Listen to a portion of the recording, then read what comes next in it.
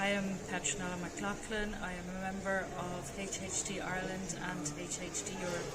I am here in Portugal at the 14th International HHT Scientific Conference. With me is Dr. Adrian Brady, and here he is to introduce himself. I'm Adrian Brady. I'm a consultant radiologist in Mercy University Hospital in Cork, and I'm also medical director of the Irish National HHT Centre.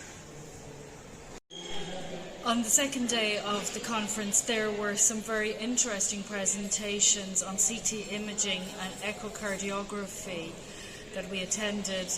Would you like to share your opinions on what you heard? Yep, there were some very good presentations and a couple of interesting points that came up. One group from the Netherlands reported on their application of low-dose CT, ultra-low-dose CT techniques to follow up imaging of patients. The point being that a lot of patients with HHT who have PAVMs and are being followed up can start quite young and can have many CTs throughout their life.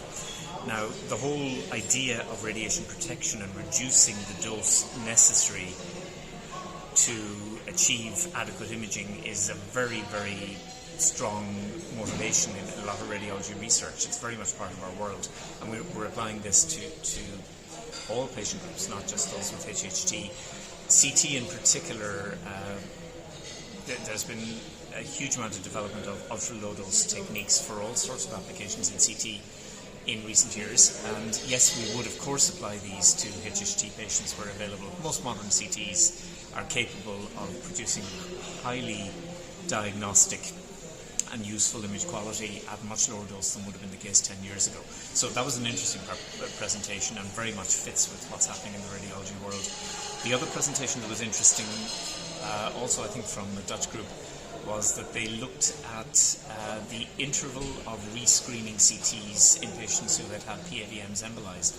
So routinely, the standard would be we would do a CT 6 months after somebody has an embolization to check that the embolization was successful, and then we would put them on a 5-year rolling cycle of repeating CTs to see if anything changes subsequently.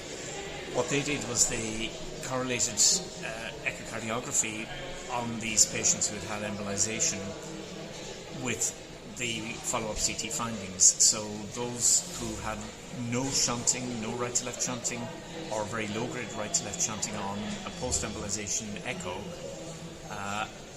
seemed to have no recanalization of PAVMs and no regrowth of feeders to PAVMs in subsequent years on CT. So the postulate is that if we could do an echo rather than a CT as the first follow-up on patients after embolization and if we find no shunting, then we possibly don't need to CT these patients nearly as frequently. They were suggesting that the re-CT interval would be pushed out from 5 years to 10 years, which would reduce lifetime dosage of radiation, and that's a good thing. It would be interesting to see how that would apply to a broader group of patients who have a positive echo, have not had any embolization done, but in whom we presume there are microscopic PAVMs. And right now we're re-CTing these patients routinely on a 5-year recurring basis. Now in 2017 we published our experience in Cork of this particular patient cohort, and we actually found that over time the percentage of patients in whom PAVMs grew to the size that meant they were appropriate for embolization was tiny. And even in that paper, on a very small cohort in 2017, we suggested that we probably should be pushing out the rescreening CT interval beyond 5 years, not CTing people as frequently as we have been doing.